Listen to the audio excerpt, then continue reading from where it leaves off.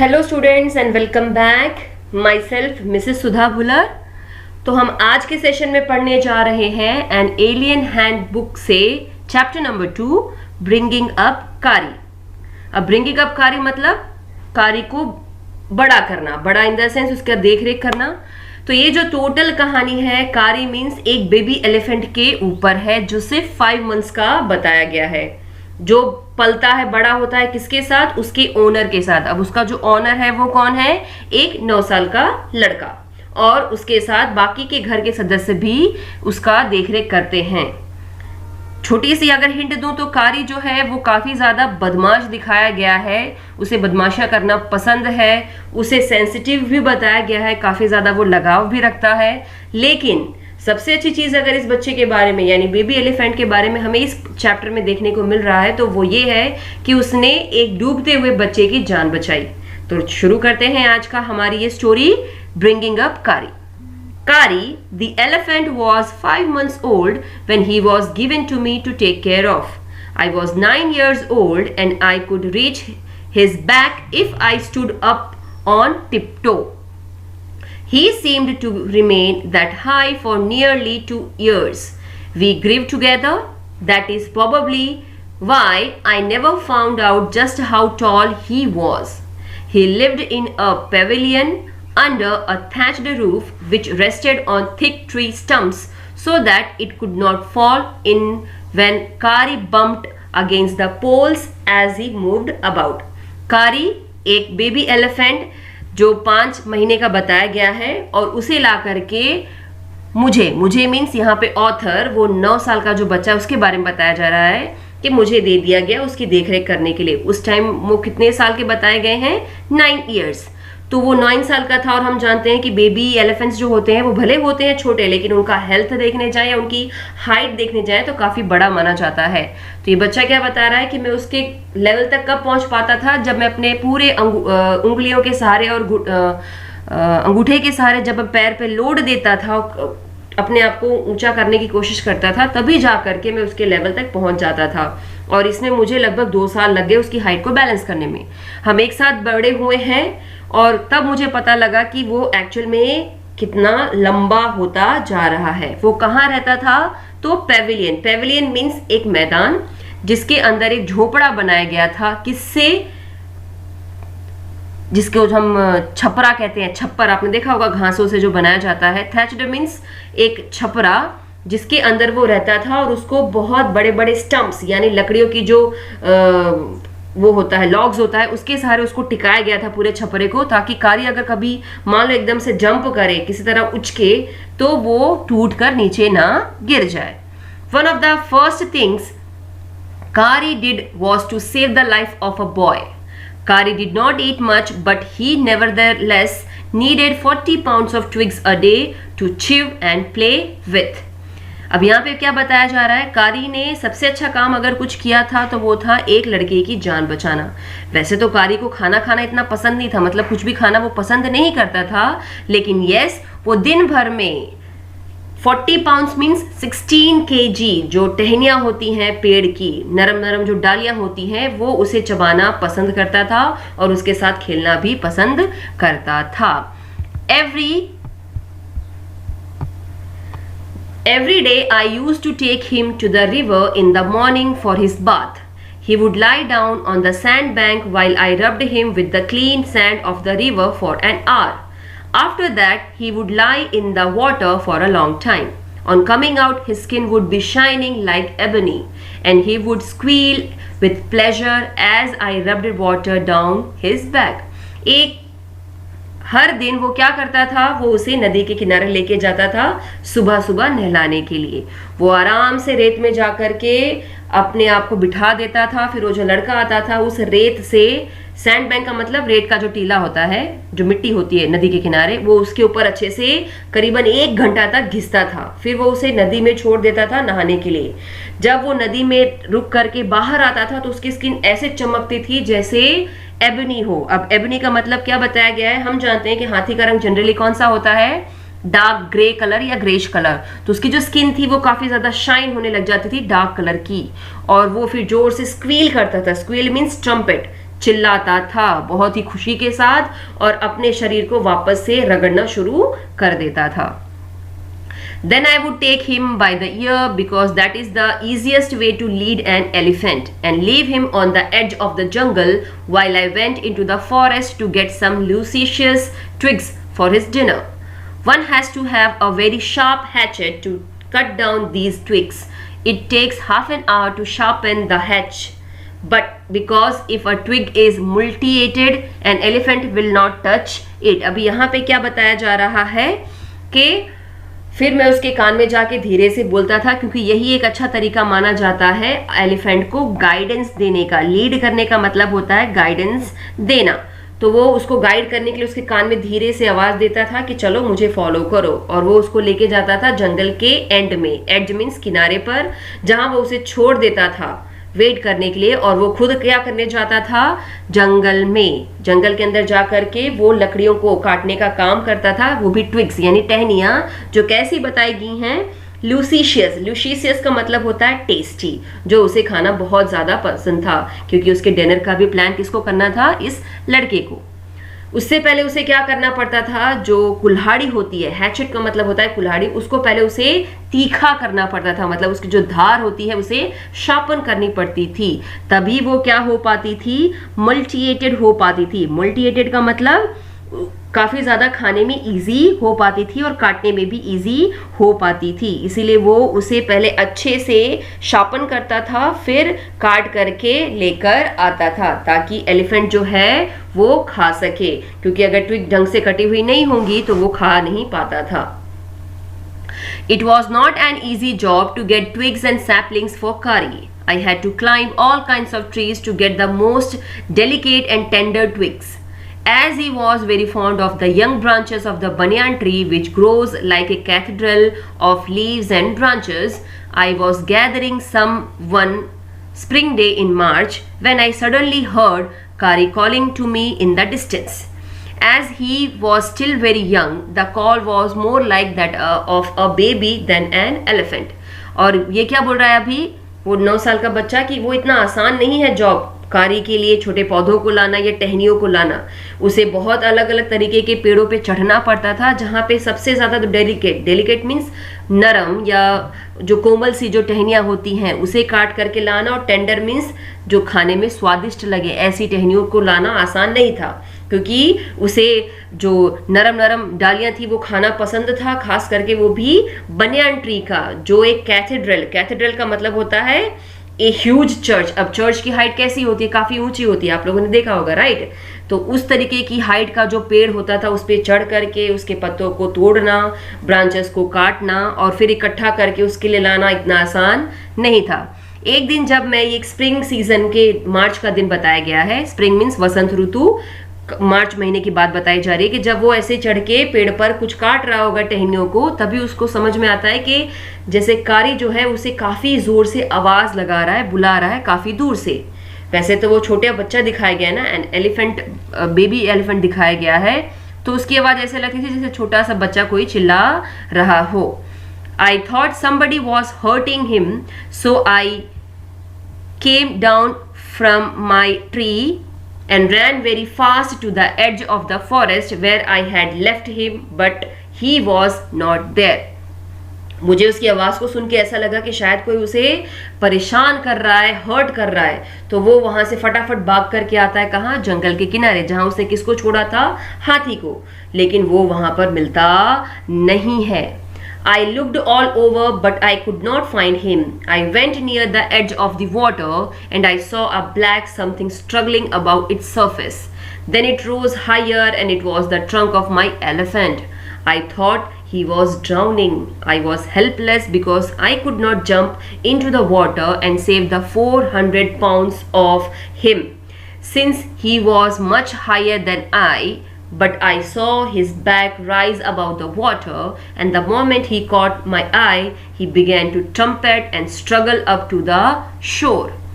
मैंने हर जगह ढूंढा लेकिन मुझे वो हाथी का बच्चा नजर नहीं आता है, कारी मिलता नहीं है, ऐसा वो लड़का बता रहा होता है। तो वो कहाँ जाता है, नदी के किनारे, जहां पर उसको ऐसा लग रहा था जैसे नदी के ऊपर का जो सतह होती है, जो ऊपर का पार्ट होता है, उस पर कुछ ब्लैक कलर का हिलता हुआ नजर आ रहा होता है, और फिर धीरे धीरे वो जैसे ऊंचा आता है तो उसको पता लग जाती है कि ये तो कारी की ट्रंक है, सूंड है।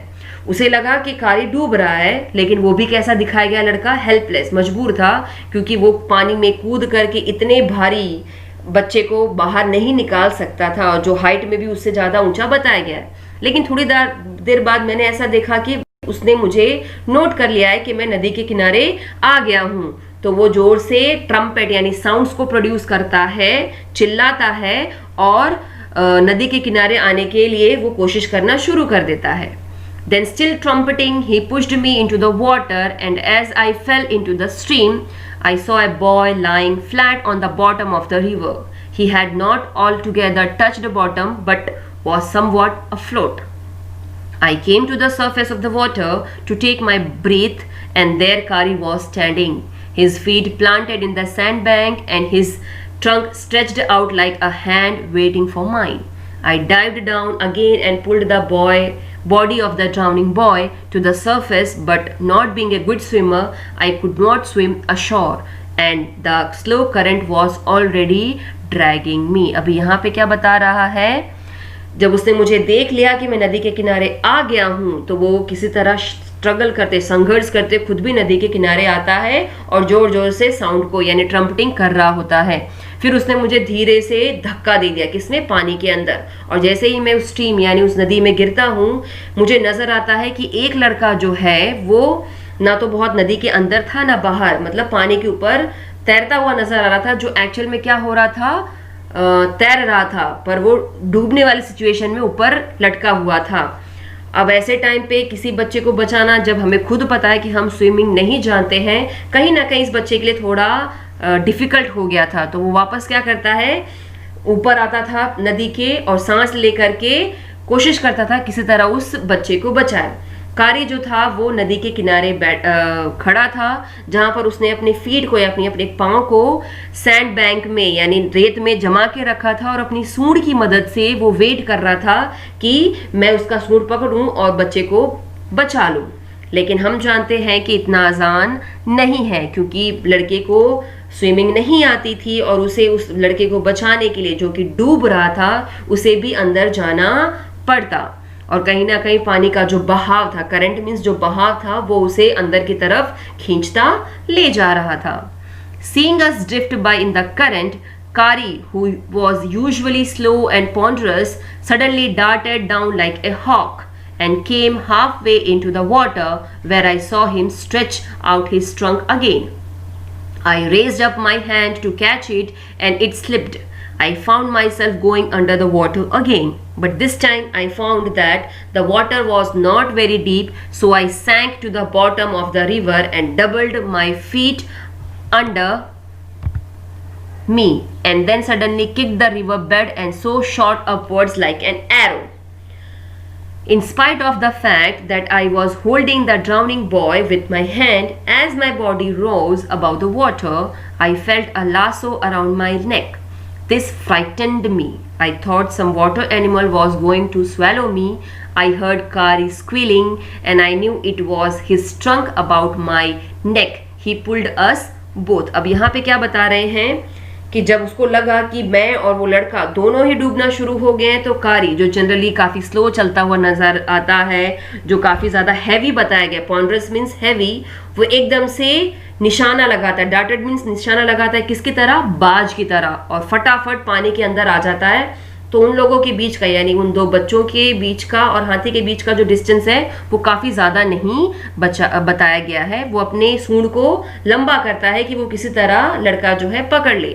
जैसे ही वो लड़का उसको पकड़ने जाता है, उसका हाथ स्लिप हो जाता है और वो फिर से पानी के अंदर डूबना शुरू हो जाता है। लेकिन इस बार उस लड़के को पता लगी कि ये जो पानी है वो इतना गहरा नहीं है, वो डूब नहीं पाएगा इस पानी में, तो इसलिए वो क्या करता है, कोशिश करता है ऊपर आने की।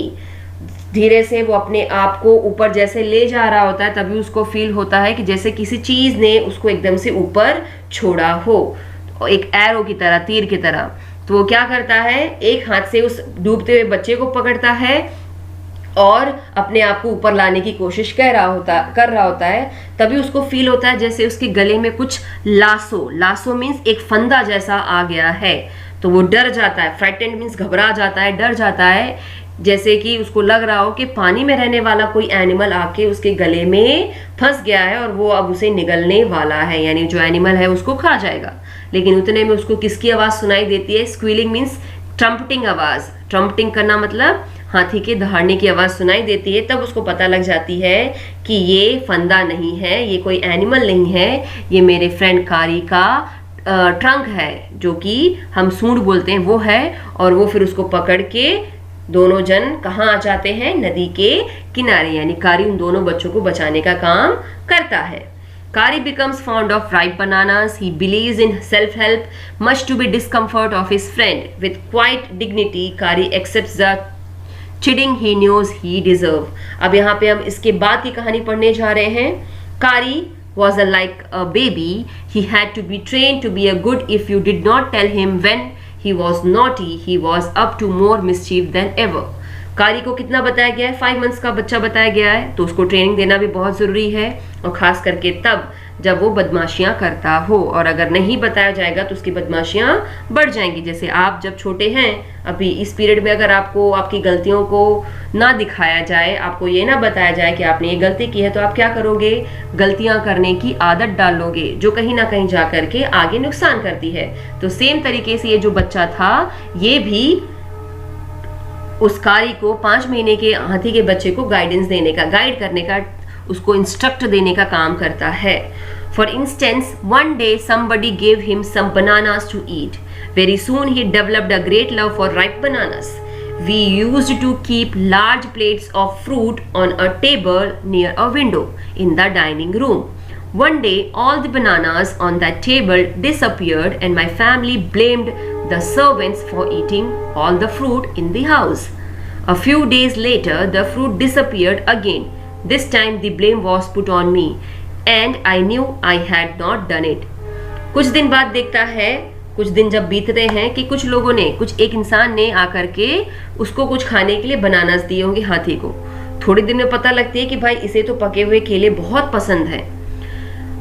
अब लड़का अपने घर के बारे में बता रहा है कि हम जनरली अपने घर में जो हमारा डाइनिंग टेबल होता है, जो विंडो के किनारे बताया गया है, उस पे हम एक प्लेट पे बहुत सारे फ्रूट्स को रखना पसंद करते थे। एक दिन टेबल पर से जितने भी केले थे वो गायब हो गए। तो मेरे घर के जो भी फैमिली मेंबर्स थे, उन्होंने सीधा नौकरों पे इल्जाम लगाया कि तुम लोग चुपचाप सारा फ्रूट खा जाते हो। कुछ दिन बाद ये फिर से होता है कि सारे फ्रूट्स डाइनिंग टेबल से गायब हो जाते हैं, और इस बार सारा दोष किस पर लगा दिया जाता है? इस बच्चे पर। तो लड़का कहता है मैंने तो ये खाया नहीं है। फिर ये बनाना गए तो गए कहाँ? It made me very angry with my parents and the servants, for I was sure they had taken all the fruit. The next time the fruit disappeared, I found a banana all smashed up in Kari's pavilion. This surprised me very much, for I had never seen fruit there, and as you know, he had always lived on twigs. अब ये जो blame करने की situation थी, जो parents उसको blame कर रहे थे, उसने इस लड़के को काफ़ी ज़्यादा गुस्सा दिलाया, और उसने ये भी बोला कि मुझे पक्का पता है कि फ्रूट आप ही लोग कहीं ना कहीं गायब कर देते होंगे और आपने सारा ब्लेम मुझ पे डाल दिया। फिर कुछ दिन बीतता है और एक दिन फिर से प्लेट से सारे फ्रूट्स गायब हो जाते हैं। तो ये सोचता है कि ये कर कौन रहा है। जब वो कारी को मिलने जा रहा होता है, तब जहाँ पे कारी रहता था, वो पेविलियन में, वहां पर उसे एक बनाना मिलता है, मसला हुआ मीन्स दबा हुआ। तो ये चौंक जाता है कि मैंने जनरली कारी को ट्विग्स यानी टहनियों को खाते हुए देखा है, तो ये बनाना यहाँ उसकी एरिया में कैसे आया? Next day, while I was sitting in the dining room, wondering whether I should take some fruit from the table without my parents' permission, a long black thing, very much like a snake, suddenly came through the window and disappeared with all the bananas. I was very much frightened because I had never seen snakes eat bananas, and I thought it must be a terrible snake that would sneak in and take fruit. I crept out of the room and with great fear in my heart ran out of the house, feeling sure that the snake would come back into the house, eat all the fruit and kill all of us. एक दिन, दूसरे दिन की बात बताई जा रही है कि वो जो लड़का था वो डाइनिंग रूम में बैठा हुआ था और वेट कर रहा था कि क्या मैं मेरे पेरेंट्स से पूछे बिना कुछ फ्रूट खा लूं। लेकिन उतने में वो देखता है कि काला लंबा स्नेक जैसा दिखने वाला एक चीज आता है विंडो से होते हुए और सारे केले को लेके वहां से गायब हो जाता है। इस चीज की वजह से वो लड़का काफी डर जाता है, घबरा जाता है, और उसने कभी देखा भी नहीं था कि सांपों को भी केला पसंद आता है। ये काफी खतरनाक स्नेक लग रहा है जो सारा ही फ्रूट खा गया। वो धीरे धीरे जब बाहर जाता है, जबकि उसको घबराहट हो रही होती है कि अगर ये सांप केले खा सकता है तो जरूर एक दिन वो हम सबको भी मार डालेगा। As I went out, I saw Kari's black disappearing in the direction of the pavilion, and I was so frightened that I wanted his company to cheer me up. I ran after him into the pavilion and I found him there eating bananas. तो जैसे ही सांप चला जाता है, सांप ही बताया गया यहाँ पे पहले स्टार्टिंग में, तो वो उसको फॉलो करता है और अपने कमरे से बाहर आता है। तब वो देखता है कि कारी जो है वो धुंधला धुंधला सा नजर आ रहा होता है और किस तरफ जा रहा होता है, पेवेलियन की तरफ जहां उसका घर था। तो उसे देख करके वो लड़का घबरा जाता है और कहता है कि मुझे तो इस टाइम कारी की मदद चाहिए ताकि वो मुझे हौसला दे सके। चीयर मीन्स हौसला देना। वो उसके पीछे भागता है पेवेलियन की तरफ, जहां वो देखता है कि कारी क्या कर रहा होता है, वो चुराए हुए सारे केले को खा रहा होता है।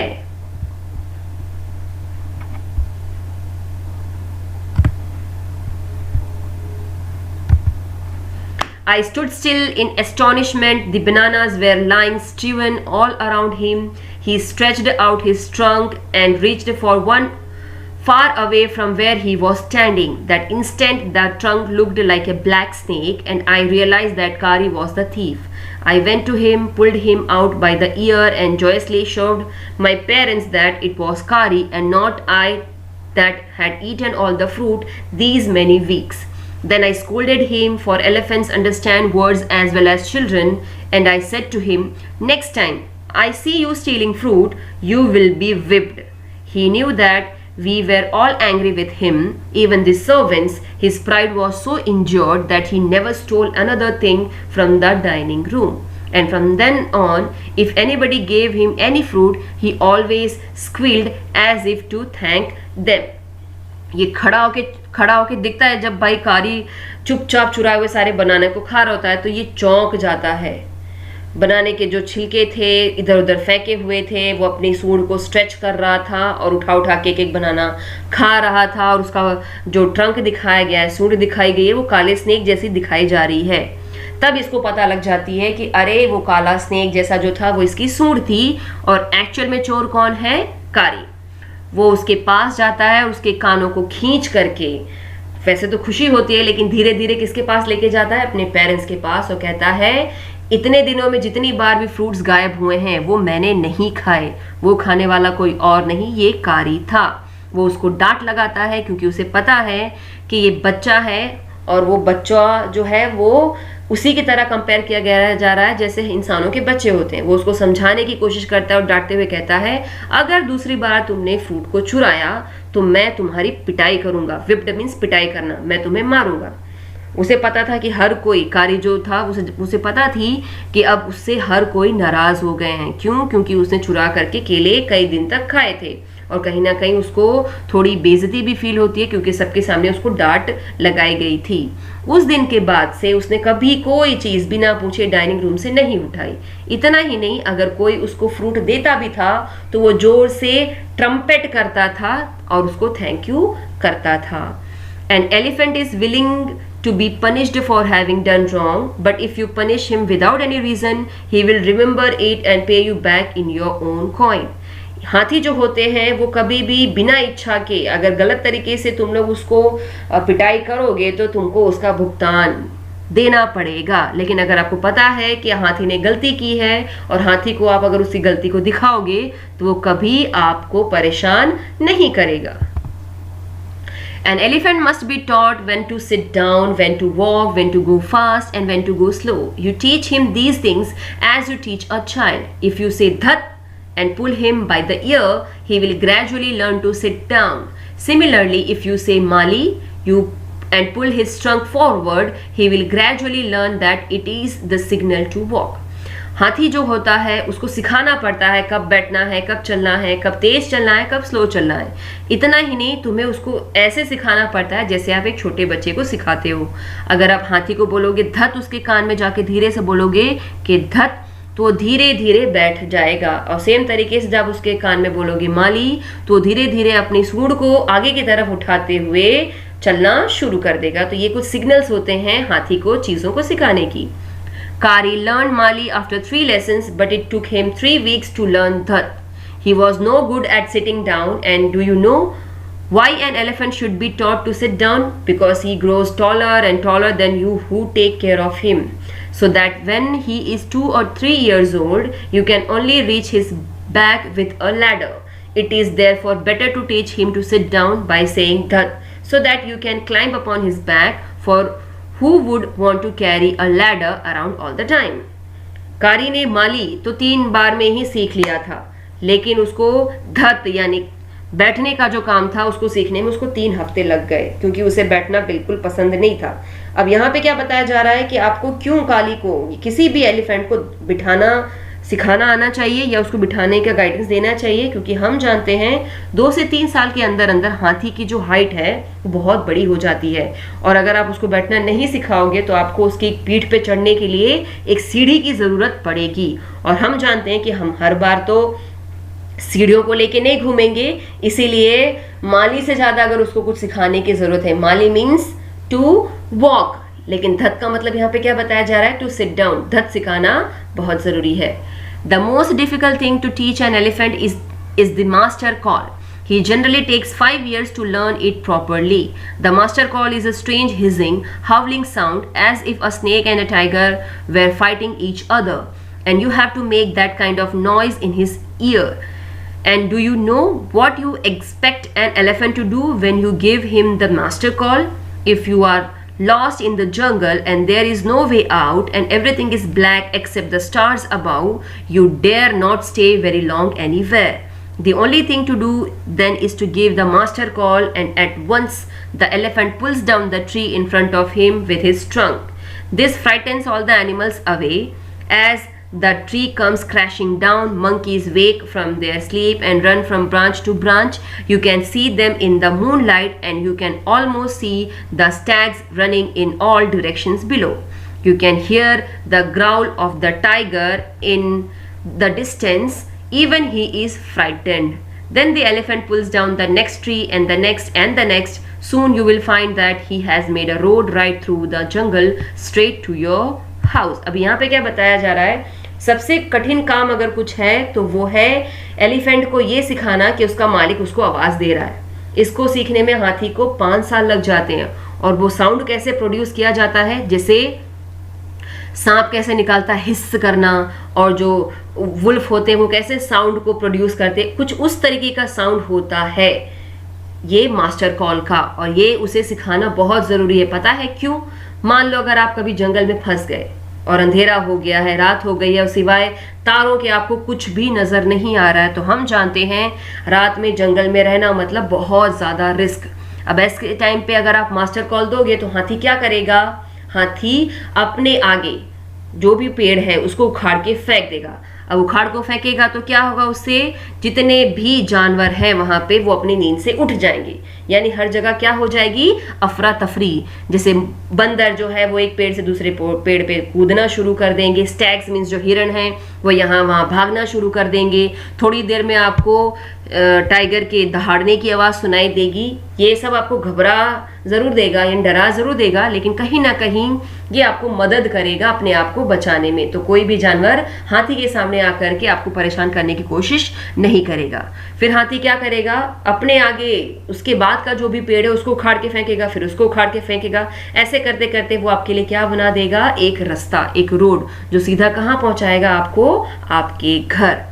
तो ये था बहुत ही interesting story about a small baby elephant कारी।